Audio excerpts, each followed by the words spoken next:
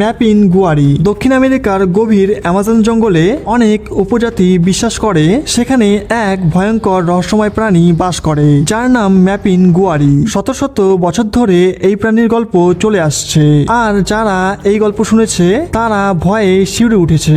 এই প্রাণীর একটি মাত্র চোখ, সবচেয়ে ভয়ঙ্কর ব্যাপার হলো এর মুখ পেটে অবস্থিত। এটি মানুষের মতো হাঁটতে পারে আর এতটাই শক্তিশালী যে গাছ উপড়ে ফেলতেও পারে। উপজাতির লোকেরা বলে একসময় এক শামান বা তান্ত্রিক দেবতাদের অবজ্ঞা করেছিল, ফলে দেবতারা তাকে অভিশাপ দেন আর সে ধীরে ধীরে এক বিকৃত ভয়ানক প্রাণীতে পরিণত হয়। এই প্রাণী ম্যাপিন গুয়ারি শুধু লোককাহিনী নয়, 20 শতকের শুরুর দিকে কিছু অভিযাত্রী যখন অ্যামাজনের গভীরে যায় তখন তারা একটি পুরনো ক্যামেরা খুঁজে পায়। সেই ক্যামেরায় কিছু রহস্যময় অস্পষ্ট প্রাণীর ছবি ছিল। পুরো ভিডিও দেখতে নিচের লিংকের মধ্যে ক্লিক করুন এবং না হলে চ্যানেলের মধ্যে গিয়ে দেখে নেন।